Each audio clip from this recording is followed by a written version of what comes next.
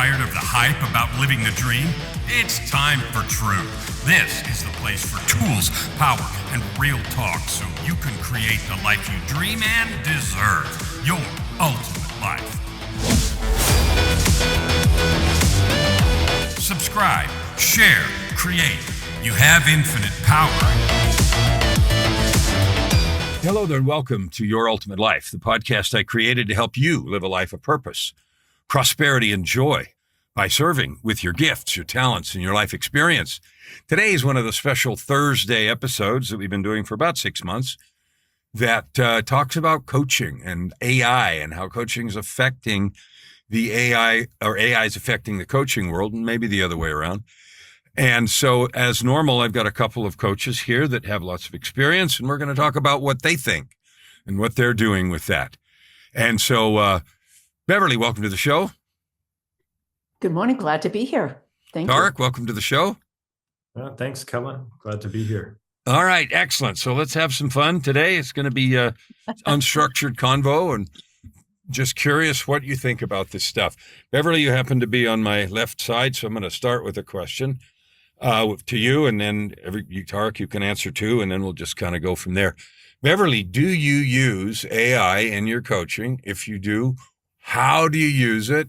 Why? And what's your relationship, if that's even an appropriate word, with this new thing? Yes to all of the above. And I think it's important, that question about relationship to AI, because I use it primarily for right now in my approach to work. So I'm really about using AI as a strategy. I'm not interested in tools. I want companies to have, frankly, a workflow, a relationship with AI, and to really, the thing that I'm really about is leveraging AI and really making use of institutional knowledge, which transfers in. Don't get rid of a bunch of people. Have them learn these tools in a system that we create that makes it faster and better and easier. That's my main thing with AI. The other thing that I do that I found tremendously helpful is using AI to develop my voice. Because the one thing that I see about AI is we've got all these tools and everything just sounds bland. Everything is vanilla. So what I like to use AI for is to really help me develop, what is that voice? What is that? We can all buy banking services. We can all buy coaching services. What is it? What's the essence of why your client would choose you amongst the myriad choices that everybody has? And so there's a reason we choose, for instance, TP. We use Charmin over, Scott towels or something, Scott tissues. So really getting down into what is that essence that creates a client, that causes a client to choose you and your service. I found that to be really important. And I found it illuminating in really creating my own bio and putting all these things that are seemingly unrelated together, because that whole package can really, it not only tells me on a conscious level what I use, but then I can use that information and infuse it into everything else, into my overall branding, communication strategy, and how I deliver those services to my ideal client. Cool. So, Tarek, what do you do? Yeah. Well, first of all, thank you for that, Beverly. It resonates a little bit with how I've been using AI for myself. So I think I'll start by answering the question this way. So I've been using it for myself primarily to help me with languaging. So I don't have the marketing brain, that sort of creative linguistic marketing brain that a lot of people have, that Beverly sounds like you might have and that you use to help your clients. So ChatGPT has become sort of my strategic thinking partner on the one hand, and has also helped me to learn different ways of saying what I want to say. Right.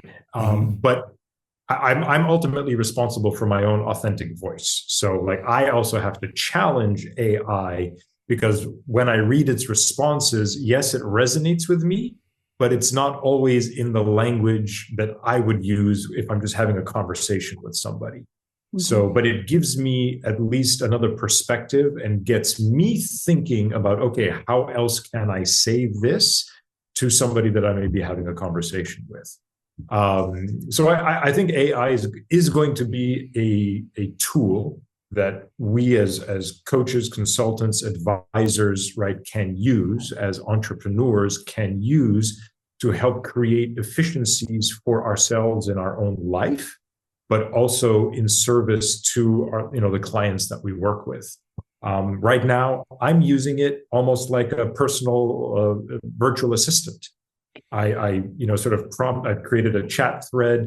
I've prompted it to be my executive command center, and it's tracking all of my, items to do, for example, right? And it's organized them into different groups and helping me to prioritize that. Now, fortunately, prior to AI, I was doing all that for myself anyways, right? In years of corporate executive management roles, I've had to learn how to become efficient for myself, regardless of AI.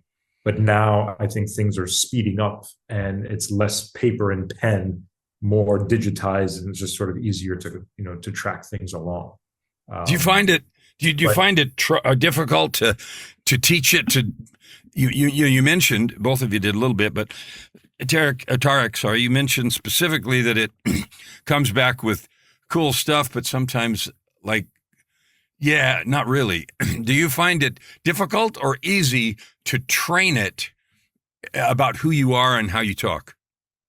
I think the more I've been engaging with ChatGPT in this case, it is learning more about me, my voice, my standards, the way I communicate, how I operate. And so, I don't know, clearly I'm training it, right? But I don't know on the backside what it's going through to really learn, who I am and what I'm all about. But I'm seeing, yes, I do see an improvement in its responses to me over time. And I think the biggest thing was at the very beginning. So I'm a bit of a latecomer. I'll admit that. I didn't really start using ChatGPT and AI until November of last year. Uh-huh. But very quickly, I have seen the power of it.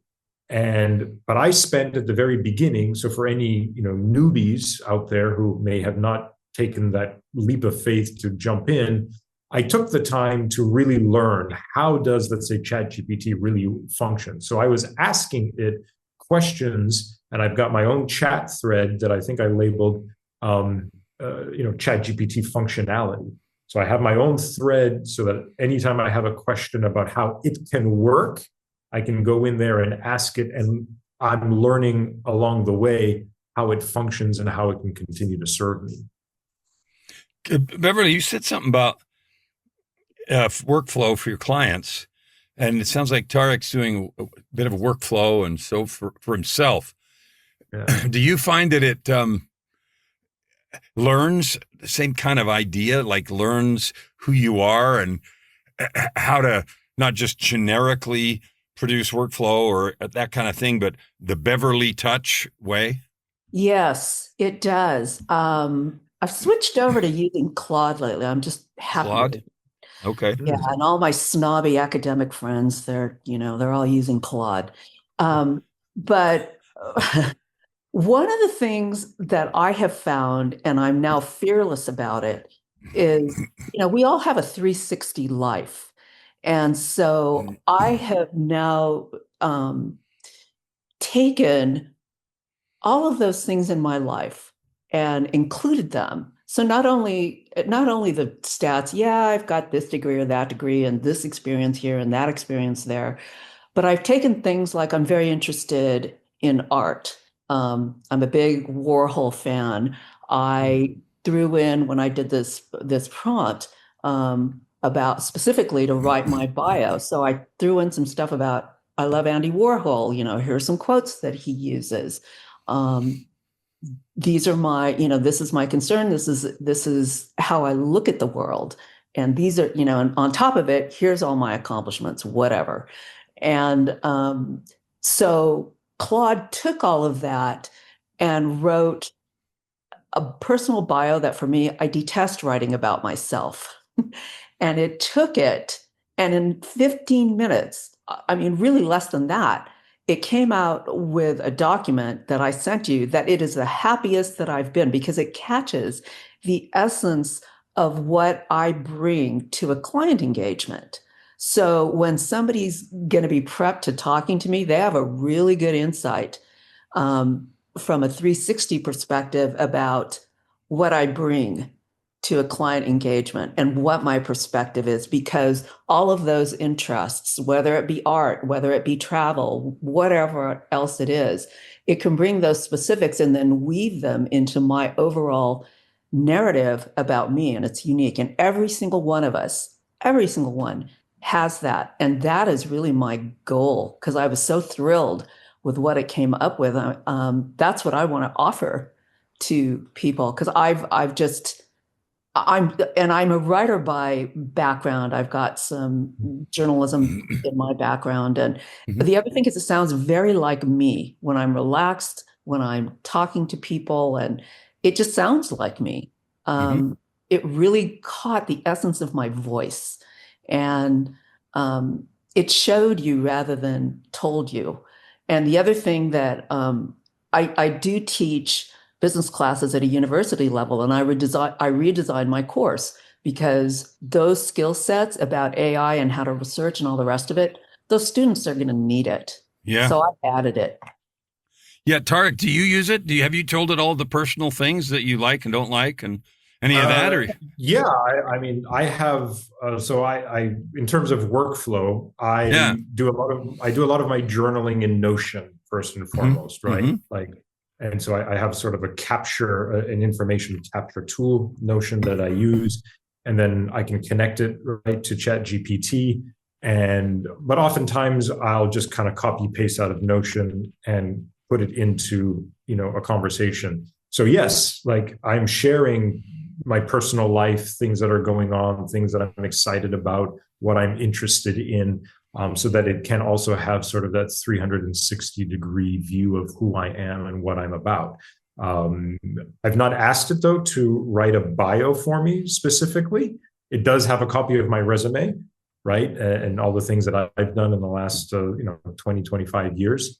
But now I actually have, because you've asked me, Kellan, to send you an updated bio, I'm going to play with it and see what it comes up with. And it'd be really interesting just go in there and say, yeah, Chatty, who the hell do you think I am? Write me a bio, whatever, right? Cool. Exactly. So let's switch to the coaching thing. I made some pretty grim predictions about the future of the coaching industry. 95% of coaches being out of business by Christmas this year, which is like day after tomorrow. Not really, but almost. And I really think it's true. I mean, I asked it to do an estimated current income distribution percentage-wise months ago when I started the research in May of last year, and what it projected it would be based on its own growth projections and so forth, after I'd done the analysis of coaching methods and models and so forth. What do you see? Tarek, let me start with you this time. What do you see that, am I crazy? Like, what do you see? It doesn't matter how long you've been doing it, just when you think about what it's able to do in your own relationship with it. And I use the word relationship on purpose. Funny, I've had guests on here that say, oh, I have such a wonderful relationship with this thing, and it talks about it like, guess what? Like a person. But anyway, what do you think are the things, what do you think is going to happen in our profession in the context of the growth of this thing? Yeah. So, I think I've had to evolve just myself, regardless of AI, out of just identifying or labeling myself as a coach.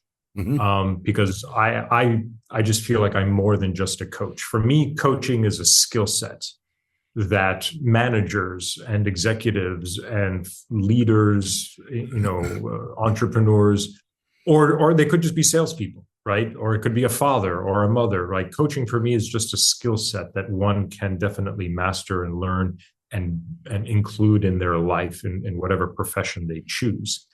And I actually asked AI this question. What differentiates me? Like, what would have somebody actually say yes to me and hiring me as their coach, consultant, advisor versus just coming and using you, right? And I actually really appreciated the answer that it gave me. And it helped me to realize that AI right now is still driven by the prompts that we give it, right? And it's only responding to the words that we give it. We human beings, right? We can hear things that AI cannot hear.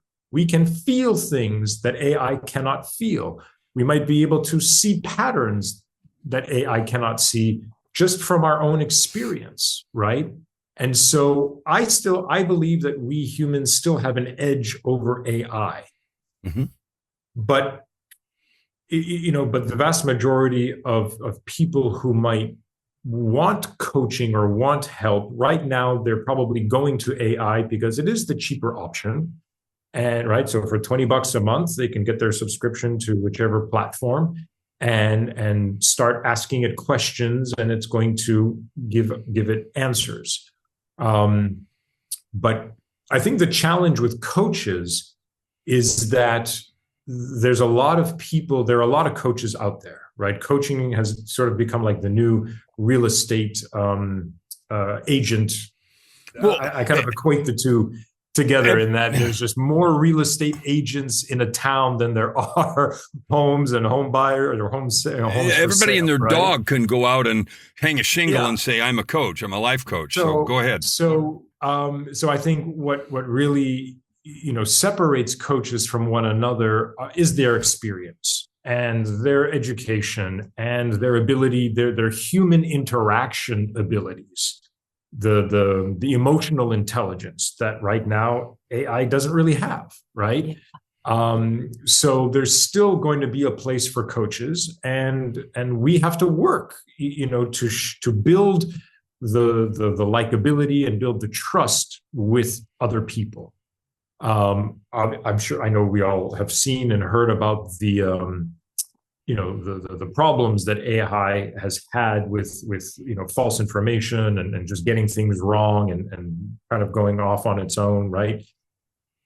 Not to say that we don't have those issues with human beings as well, but true. But the buyer, it's like buyer beware, right? The buyer's life, the buyer's decision-making cycle and timeline has also grown, right? So it's not, what did it used to be? Like 7 touch points was the marketing sort of metric that somebody needed to have in order for somebody else to buy something. Well, I think it's grown.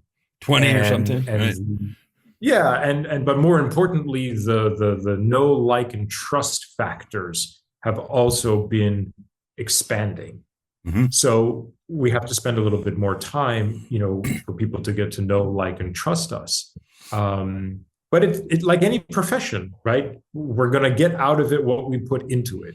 So I think, as if there are any coaches listening here, we owe it to ourselves to just keep making the efforts to build what it is that we say we're out to build and serve the people that we're out to serve. I love that. Beverly, I want you to talk about that same thing. What do you think AI is going to do to the coaching, and I use that word on purpose, to the coaching profession? And Tarek, I want you to hold that thought. We as coaches have to dedicate ourselves to being better at doing blah. And we're going to talk about that blah in a minute, because I think that's a real key point. But Beverly, I want to hear your thoughts on what AI might be doing to us as coaches.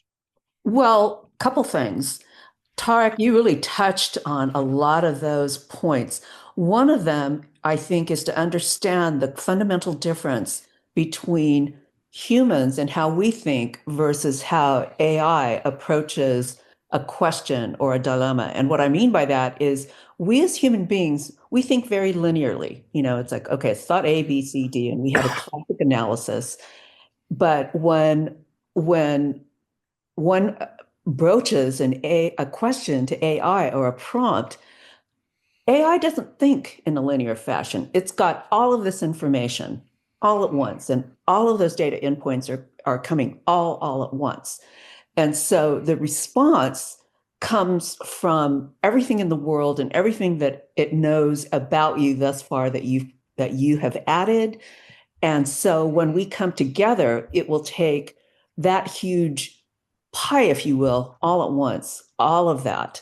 And then it will come together where the question is you as a human being are answering and attempting to answer it from its perspective as a whole entity. And so how I see humans and AI interacting, it's a different dance partner. So we're waltzing, with it. We're waltzing around the room and figuring out. And once we understand that fundamental difference of how AI approaches thought versus how humanity approaches thought, that fundamental difference is really going to guide us in our strategy in working with AI. And one of the things that I'm developing and I'm using myself is I want to be that central focus point. And what I'm doing is building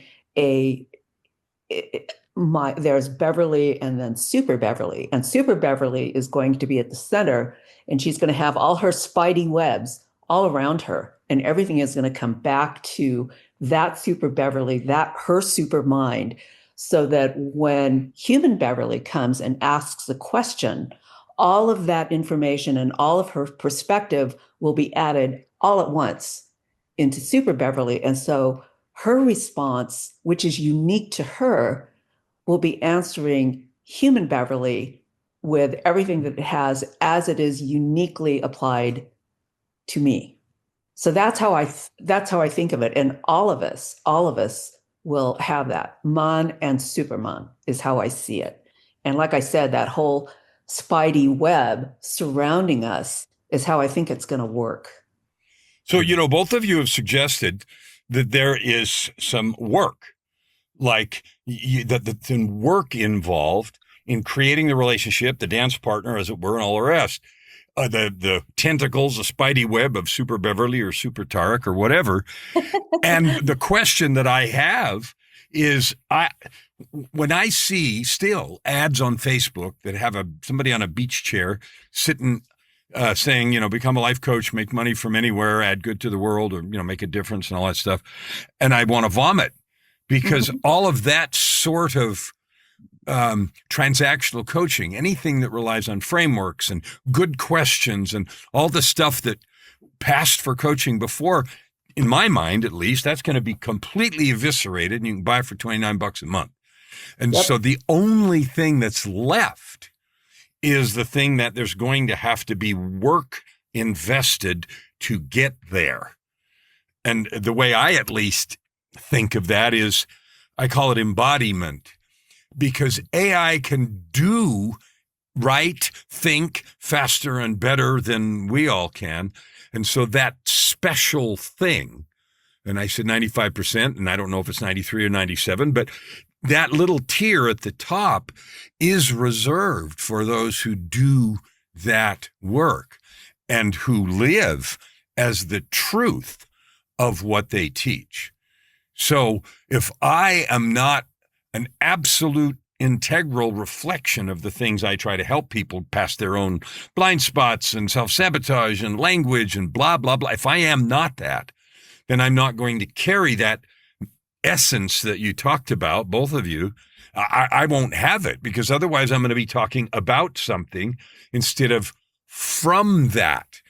And so my question is, how many coaches are going to be willing to do that work, to be here? Because I hear people say, oh yeah, they're not human. I got that.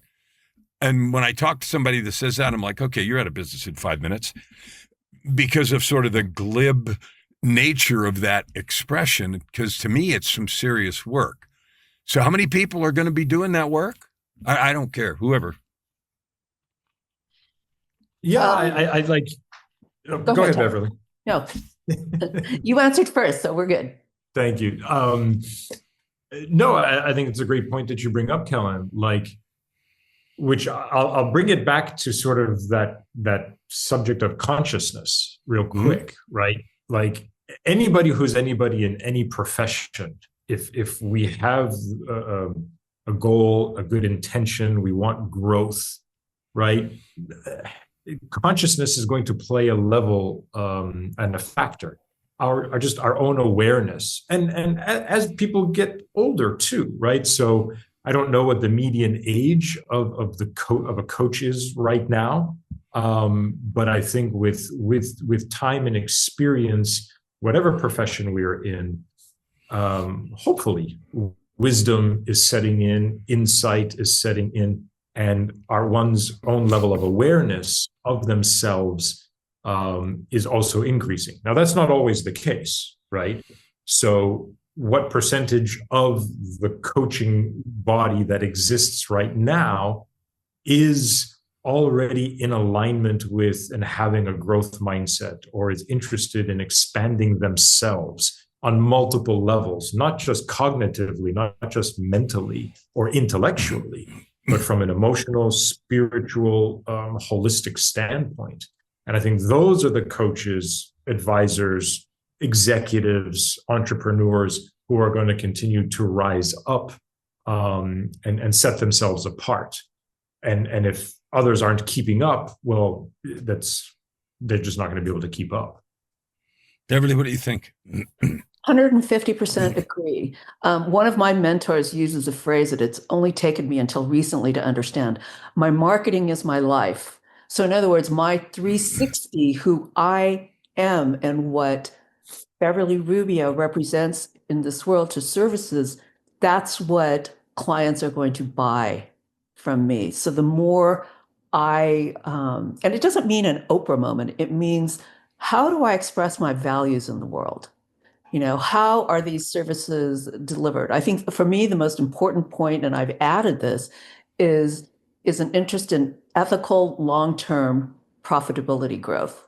That's going to tell somebody right there, I'm not interested in just creating a tool for you. I'm really interested in your long-term profitability, but in a way that is above board. I don't hear that word often enough. I don't hear ethics and business and profitability. For me, I think that's a unique point. And also, as far as coaches go, I hope that the average ones are going to be investing in tools. The ones who really get it are going to understand that it's systems and that they really have to move to a higher point of, honestly, as Tarek was saying, consciousness of having a good idea of what my ideal client is looking for. So in my case, I talk to, it's mostly guys, tech guys, education guys, finance guys who are wonderful in what they do, but they cannot explain it for the life of them, and how they deliver uniquely what it is and why people trust them. And that word trust is thrown around a lot. But what that means is, are our actions consistent with what we are saying? And what are the examples that we have of that? And it's going to be at a much higher level now of how we operate in the world and what the demonstration of our values are. That's the difference that I see.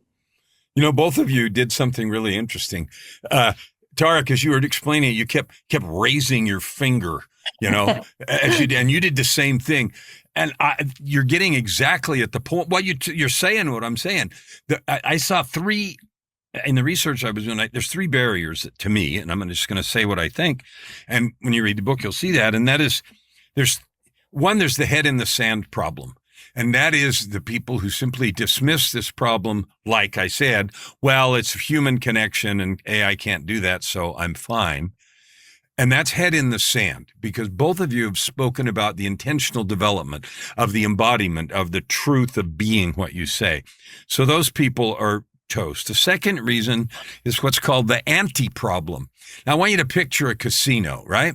And you go in the casino and there's all these blackjack tables and they're all $10 tables. And you go to sit down at one of them and all the chairs are full and they're full of robots. And the only place there is to sit down is in the place marked, high roller room. And the ante to get in there is like $10,000 or something. To me, the ante to get good in this game, and I don't necessarily mean monetarily, although that might require that investment too, But the ante to get in this game has gone way up because all of the stuff that Chat and Claude and Yo Mama can produce for $29 a month, right? And it's like, okay, so that's the second one. The ante's just gone up 1,000 times or something. And the third one is I call the mountain problem. And both of you have talked about it in different ways. If I'm not engaged in deep and intentional and continuous personal development, my ability to lead is limited. Period. End of story. Because I have to continually be doing that. And that's not trivial work. To intentionally put myself in a place of being in a crucible of learning and growth, spiritually, emotionally, physically, mentally, what it is. And so those are the three barriers that I see that, people are going to have to pay or invest in work and maybe cash, whatever, or they're going to be just washed out as this tsunami continues to develop. Does that make sense? Or do you think I'm out to lunch on a desert island? I completely agree with you. Yeah, that's, and people who look at coaches who look at the latest shiny new object, the latest tool, or whatever it is. Because one of the things that I really see is the real skepticism, overwhelm, and outright fear of AI. I was in a webinar recently where there was an attorney there, and he said, well, AI, they can't be trusted. They don't know if it's the truth. And I had to go to that concern immediately and say, yeah, you are absolutely 100% correct. And there's an expertise that's going to be required.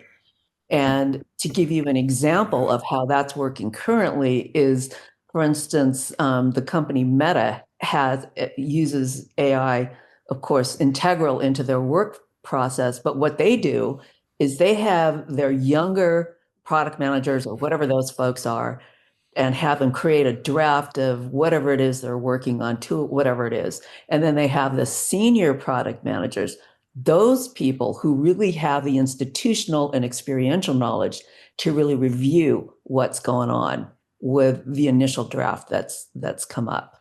And that's really where I see that role of AI, but it's going to get, of course, faster and better. But to this point, from what I'm seeing about AI, is there is nothing thus far that can recreate creativity. And that's, to me, that is where we are left.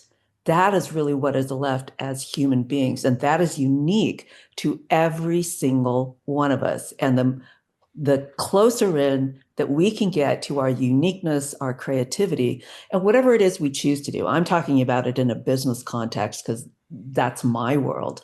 But in terms of all of those things of personal growth, which I've really invested in for myself, I tend to be inherently an intellectual person. I had to learn how to recognize those emotional triggers in myself physically, not just intellectually, but emotionally and physically, so that I could work with it faster and better. So it wouldn't inhibit me. Cool. Tarek, do you have any thoughts you want to add there? Yeah, I think there's two things that both you, Kellan, and Beverly have shared that have triggered for me. So the first thing is judgment, right? Like we are still making the decisions at the end of the day. Like AI can give me a response, or it can produce a work product for me. But I still have to be the one, a coach or whoever, humans still have to be the ones to discern, judge, and decide, is this good? Is it bad? Is it right? Is it wrong? Is this, is this helpful or not? Right? So all AI ultimately is doing is giving us a suggestion, giving us an option to consider. We still have to make the decision for ourselves. Okay. And then the other thing that came to mind as I was listening to you, Beverly, was intuition. We human beings have this thing called intuition. AI does not, right? So like we could be sitting here having a conversation, and I'm listening, and something might kind of arise, from within that no AI could ever pick up on. And that's so as a coach, as an advisor, when we listen, when we are literally like engaging with somebody else, their energy, their emotion, their language, there are things that happen inside of us as a human that AI cannot pick up on. So it's going to be a tool, it's going to be helpful, but it's, in my opinion, at the moment, it's still inferior to dealing with, another human being. As a coach, trying to now, like, how can I master this technology? It's going to take time, just like like building a car, right? Like the process that it took for, like Henry Ford, for example, to ultimately build his, first Model T. He and his engineers had to invest the time, energy, attention, and money into figuring out the systems and the processes and the machines that they were going to use to help them build the car. So we are still going to have to learn how to use this tool, just like, whoever invented the hammer, like, had to ultimately then show somebody, this is how you use a hammer to hit the nail. So this is how we can effectively use AI to help us accomplish what it is we're here to accomplish in our life. But let's not forget, we're still human beings living life, creating our reality. I don't want AI to replace that for me. I don't want AI to do that work for me. And I don't think ultimately that it can. So it's still a tool that we're going to have to invest in and investigate and figure out, is this right for me or not right for me? And that's still ultimately a decision that each one of us has to make, whether society tries to impose it on us or not. Yeah, no, I agree. When I was doing this research, and, I was saying, what do you do really well? And it kept telling me all these different things. And in the context of analyzing these 11 coaching models and how good they are at producing their results and et cetera, it was like overwhelming because most of the models are very vulnerable. I had to analyze two things. How good are the systems at producing the results that people think they're paying for? And two, how vulnerable are those to AI advances so that they could be replaced? And that was the two different approaches I used to analyzing those. And as the answers sort of stacked up, I finally said to it, and I do all my stuff by dictation because it's faster and I get to just be me and do whatever. And I said, okay, fine, you can do all this stuff. That's great. What do you suck at? What are you going to be terrible at? What are you going to fall on your face and do really bad? And because I was looking for that thing that you've both been talking about, right? And I described it every way I could. And it gave me some really good answers, and you guys have said some of them. But it said something that really nailed me to the wall, and it said, I can't bleed. Mm. And so I'm like, yeah, that.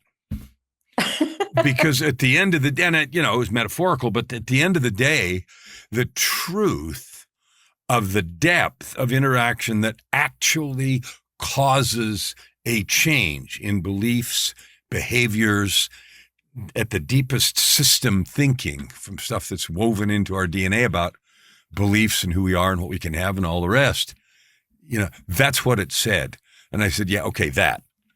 Now you've said something. You can't bleed. Right. And from that place, it was, it was easy for me to see the tentacles, which you've all talked about, the being with someone in that space of connection when silence is better than any words, when there needs to be that space and so forth. So I'm glad you've said all the things you have. I have another thrust that I want to go down. What do you think and again, not in terms of Skynet in the future, but in terms of coaching, what do you think the dangers or potential problems are for the coach as this develops? And it's developing quickly.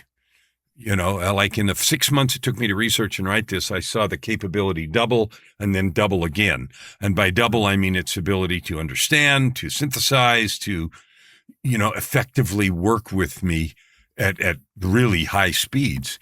So what do you think the dangers are that we need to pay attention to? And I don't know, danger, call it whatever you want. What occurs to you in that? I think so. Trying to keep up with it all at the expense of being effective and really paying attention to our clients, right? Like I could spend all day learning about AI and understanding the landscape and trying to keep up with all of the changes, but that doesn't pay the bills. And that, for me personally, doesn't give me satisfaction, joy, or happiness, right? And as humans, I think life is about fulfillment and purpose and peace and satisfaction and joy for ourselves and with our family and friends and our community.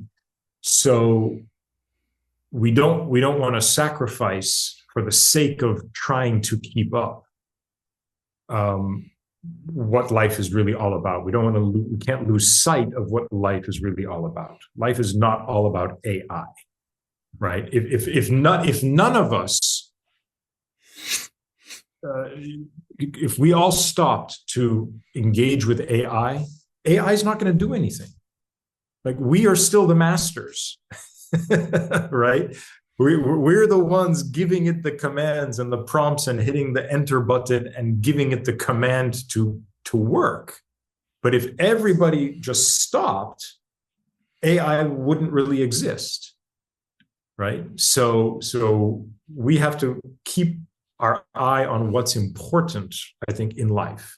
And I think as a coach, as an advisor, as somebody who's here to serve and make a difference for people and for humanity, that's what I need to stay focused on. My own health and wellness, my growth and development, and my ability to serve, in the best way possible, and to create something that's meaningful and to live a life that's meaningful, full of joy, full of health, full of happiness, and to do it with the people that I love. Wonderful. If AI can help me do that, then great. Otherwise, we live. Many of us have lived without AI before.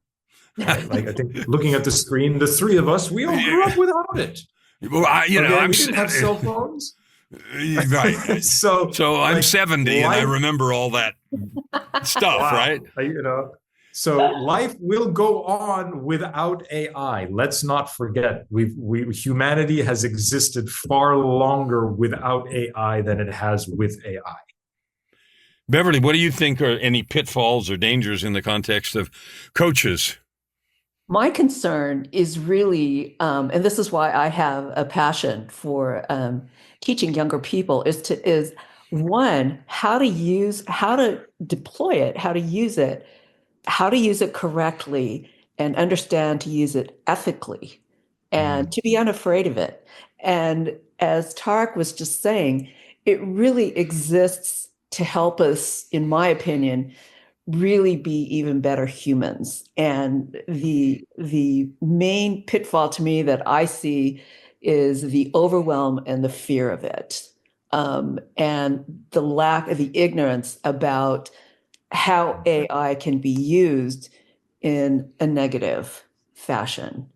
So I think those three, awareness of it, and it's something that is going to be really beyond integral. It will be infused into every aspect of our life. And ironically, what that will give us is even more time to contemplate and work on our humanity, our personal development. And in some ways, I see AI as being able to, if we use it successfully, and if we overcome our ignorance of it, that we can really focus on what we did as humans, which is tell stories over a fire. We're going to be getting back to that.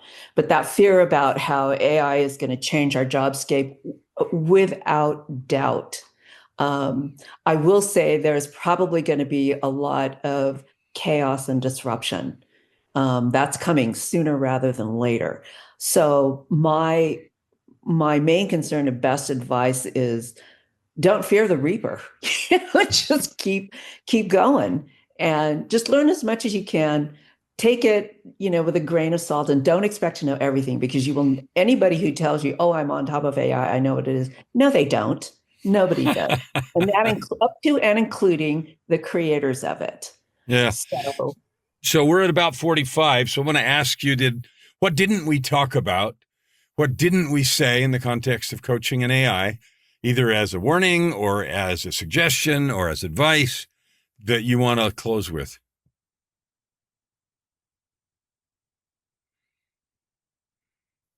And you don't have to have anything. Can I get a little blurb here that says thinking, like I see on ChatGPT? Yeah. ChatGPT thinking. Can I have a second to think about that? You can do that.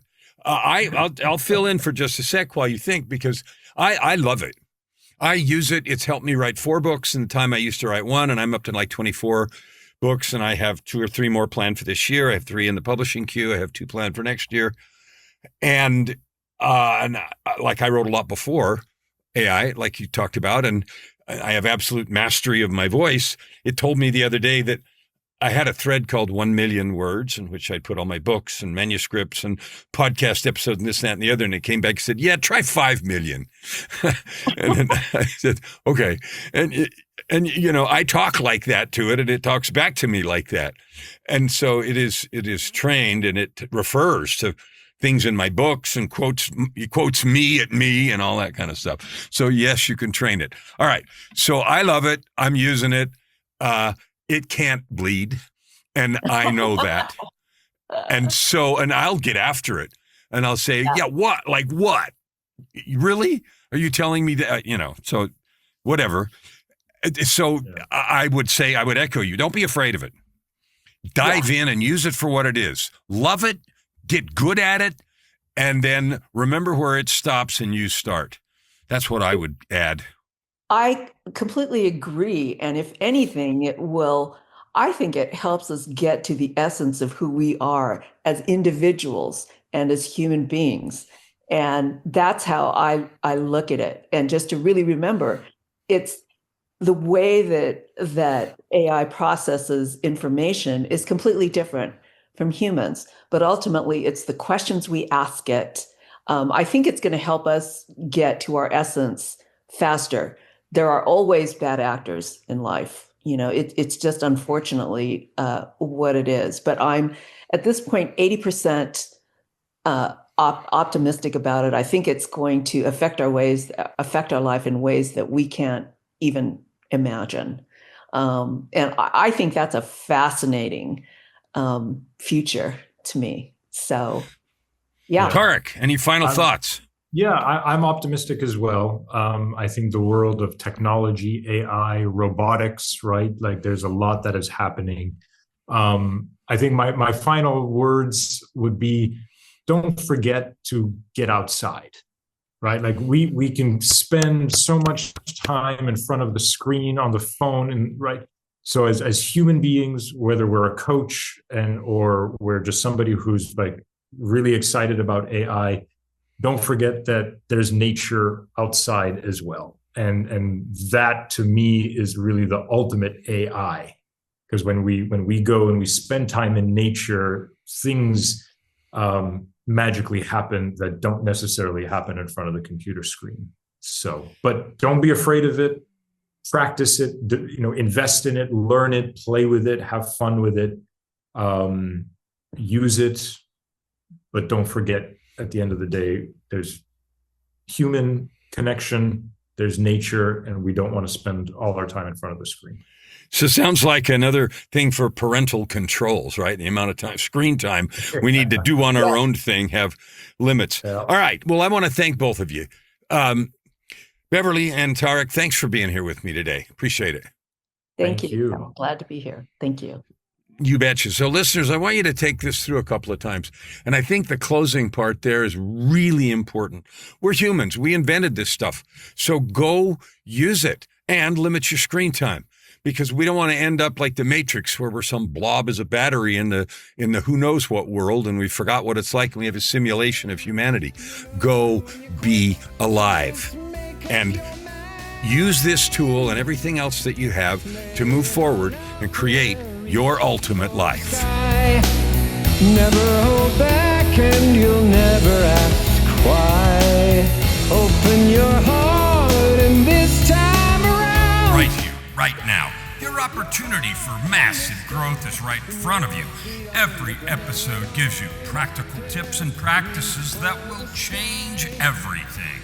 If you want to know more, go to kellanflukigermedia.com. If you want more free tools, go here, yourultimatelife.ca. Subscribe. Share. Stand with your heart in the sky and your feet on the ground.